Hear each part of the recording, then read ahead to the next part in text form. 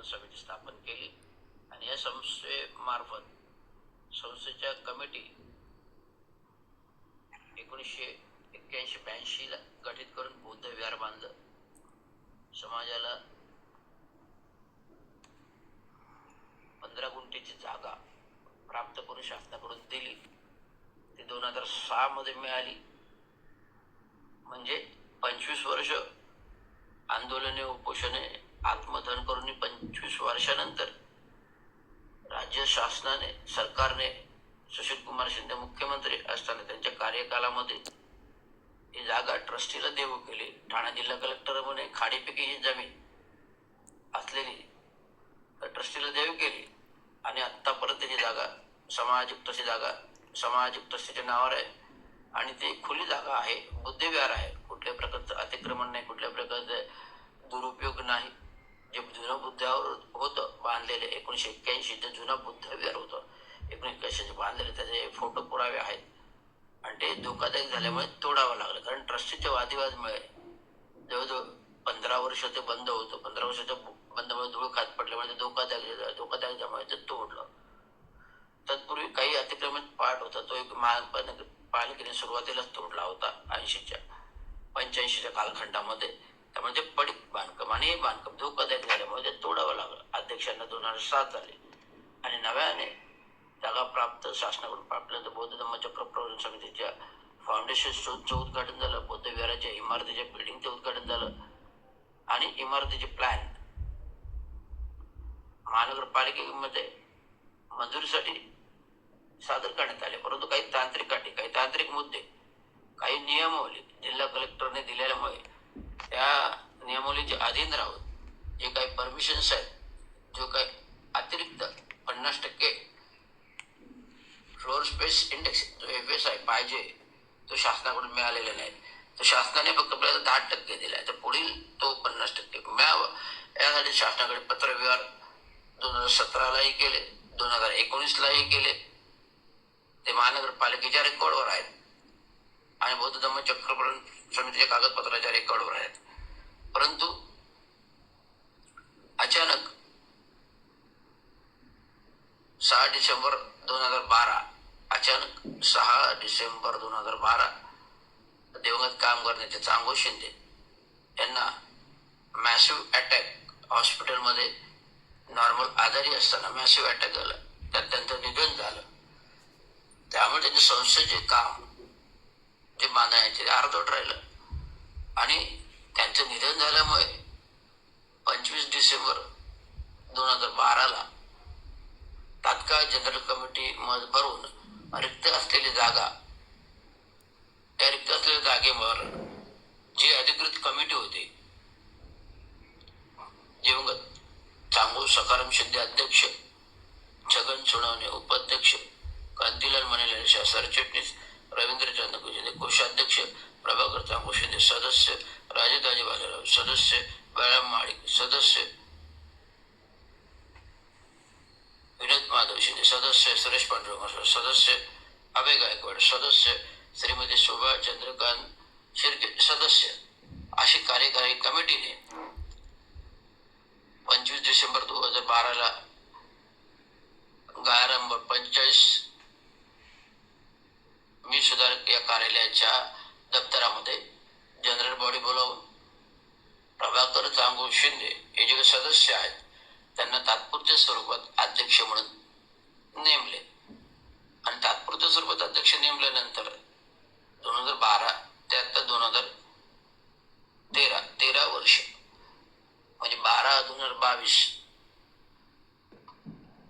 10 वर्ष ते 12 वर्ष या कार्यकालामध्ये त्यांनी कुठल्याही समितीचं कामकाज करताना समितीचा ऑडिट रिपोर्ट राखला नाही.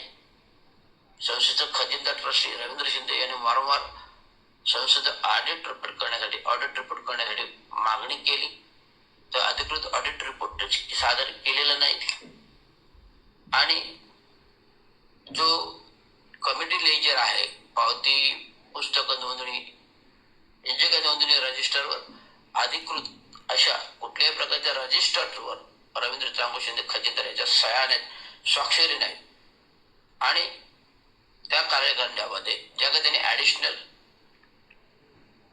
जनरल सेक्रेटरीचे अधिकार कांतीलाल मणिलाल शाह याला 95ला काढलं होतं ट्रस्टीमधून, कारण तो विकासक म्हणून त्यांना ट्रस्टीवर ठेवता येत नाही असं वडिलांच्या निर्णयामुळे, चांगो शिंदे यांच्या अध्यक्ष निर्णयामुळे त्यांना काढलं होतं.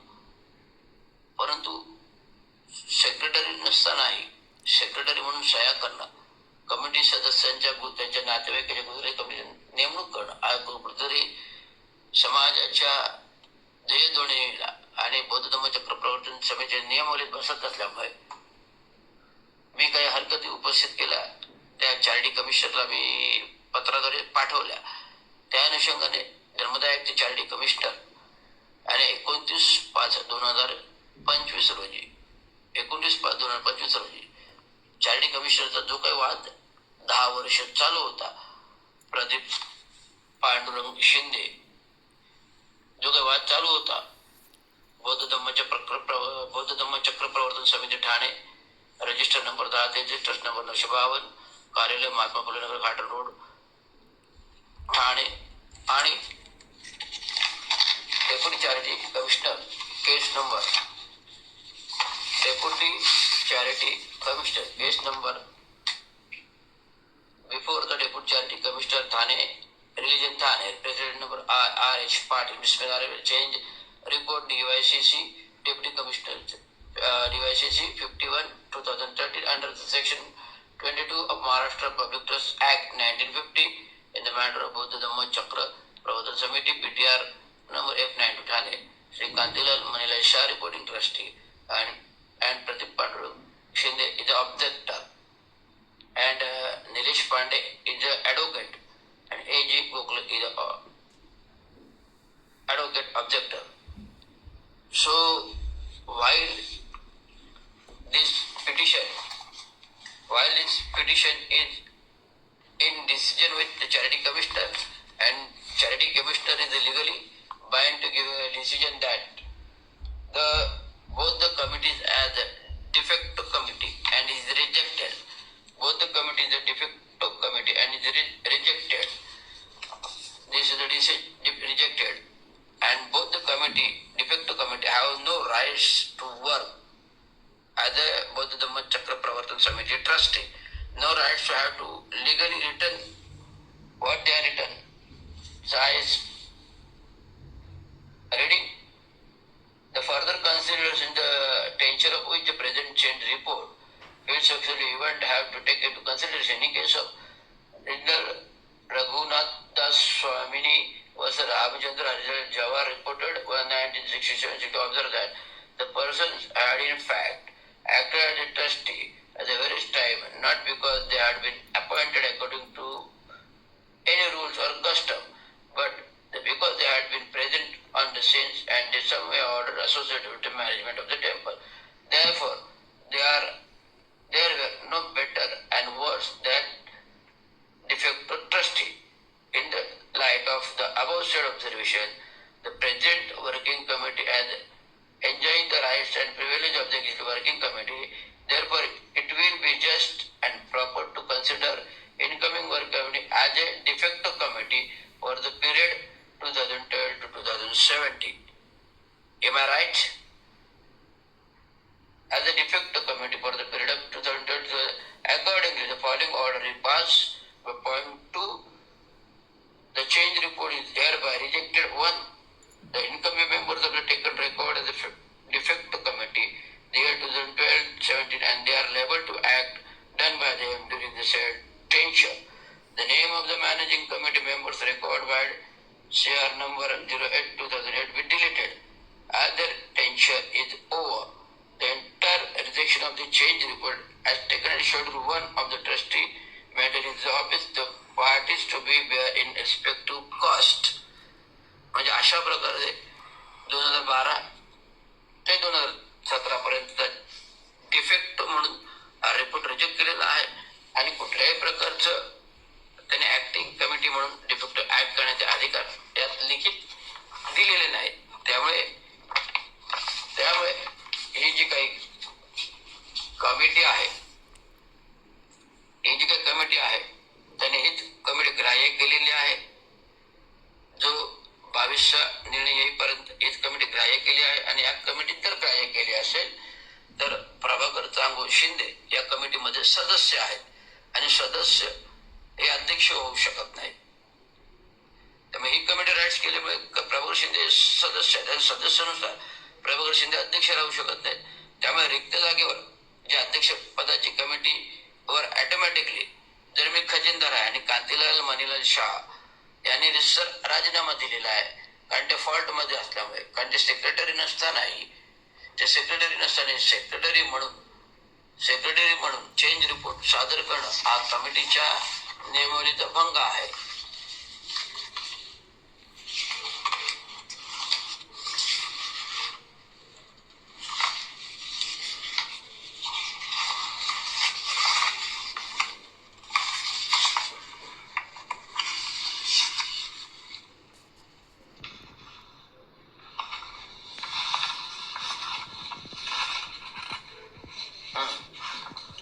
कांतीलाल मणिलाल शाह रिपोर्टिंग ट्रस्टी आणि श्री प्रदीप पांडुरंग शिंदे ऑब्जेक्टर.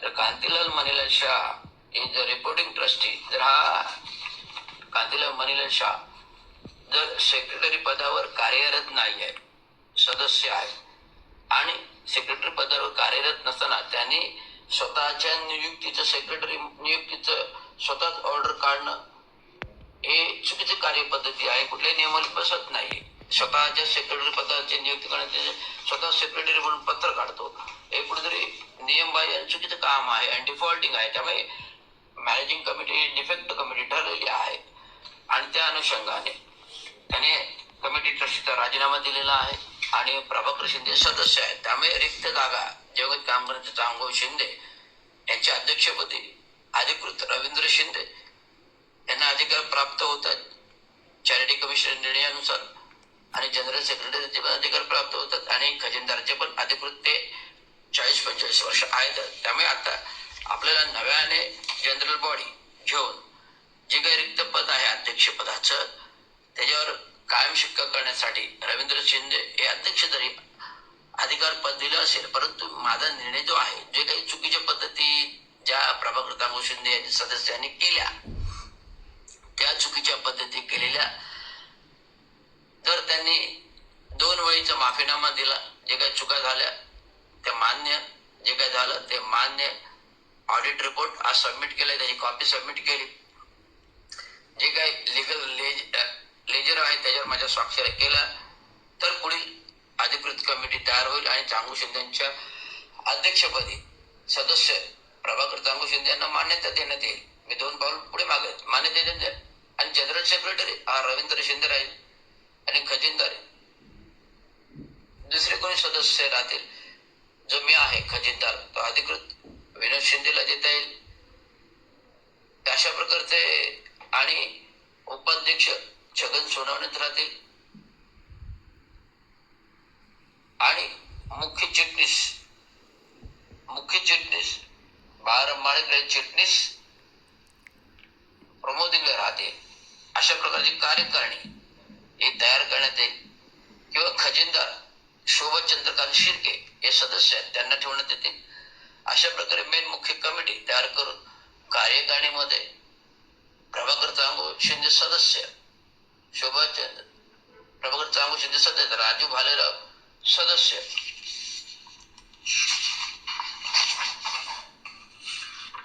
प्रभाकर चांगो शिंदे सदस्य, राजू दाजी भालेराव सदस्य, बाळाराम माडिक सदस्य, विनोद माधव शिंदे सदस्य, सुरेश पांडुरंग सदस्य, अभय गायकवाड सदस्य आणि शोभा चंद्रकांत शिर्के सदस्य हे मुख्य कार्यकारिणीमध्ये राहतील.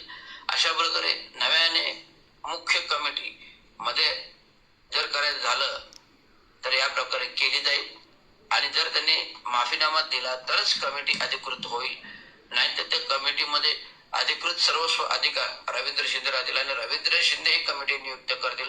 हा अधिकार त्यांना चॅरिटी कमिशनरने त्या निर्णयाद्वारे डिफेक्ट कमिटीच्या निर्णयाद्वारे प्राप्त होतोय आणि तो अधिकृत निर्णयानुसार सर्वस्व अधिकार होतात. त्यामुळे प्रभाकर शिंदे हा लिगली अध्यक्ष होऊ शकत नाही, कारण ते त्या जुन्या कमिटी